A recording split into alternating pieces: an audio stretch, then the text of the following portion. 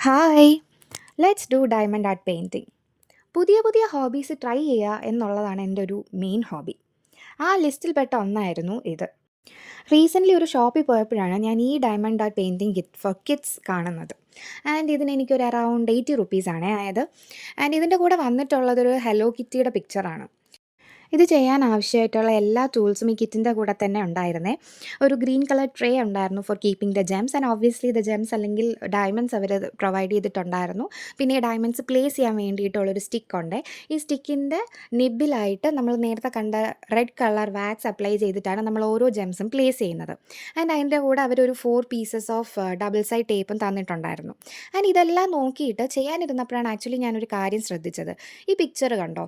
ഈ പിക്ചറിൽ ഒരു 5 to 6 കളേഴ്സ് അവർ കൊടുത്തിട്ടുണ്ട്. പക്ഷേ എനിക്ക് കിട്ടിയിട്ടുള്ളത് ആകപ്പാടെ 4 കളർ ജെംസ് ആയിരുന്നു.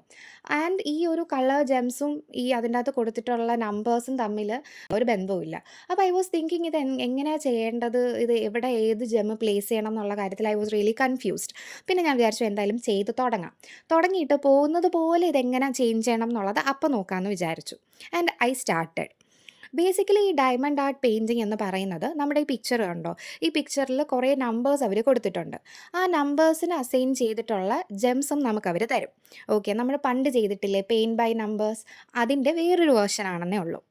എൻ്റെ ഒരു ജെനുവിൻ എക്സ്പീരിയൻസ് പറയുവാണെങ്കിൽ ഈ പ്രോസസ്സ് എന്ന് പറയുന്നത് വളരെ സാറ്റിസ്ഫൈയിങ് ആണ്.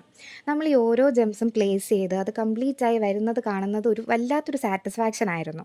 ആൻഡ് ഓബ്വിയസ്ലി നമുക്ക് കുറേ നേരം നമ്മൾ ഒരേ പൊസിഷനിലിരുന്നത് ചെയ്യുമ്പോഴത്തേക്കും നമുക്ക് നടുവേദന, കൈവേദന, കഴുത്ത് വേദന ഇതൊക്കെ വരും. ബട്ട് ബ്രേക്ക് കൊടുത്ത് നമ്മൾ ചെയ്യുവാണെങ്കിൽ it is very relaxing. This kit is made for kids. അതുകൊണ്ട് ഒബ്വിയസ്ലി നമ്മൾ ഒരുപാട് ക്വാളിറ്റി ഒന്നും ഇതിൽ പ്രതീക്ഷിക്കരുത്. ബട്ട് ഈ കൊടുക്കുന്ന കാശിന് ഇത് വർത്ത് ആണെന്നാണ് എനിക്ക് തോന്നുന്നത്. ഇതിന് ഞാൻ റേറ്റ് ചെയ്യുവാണെങ്കിൽ ഒരു 10ൽ 5 ഒക്കെ ഞാൻ കൊടുക്കുകയുള്ളൂ because of the quality reasons.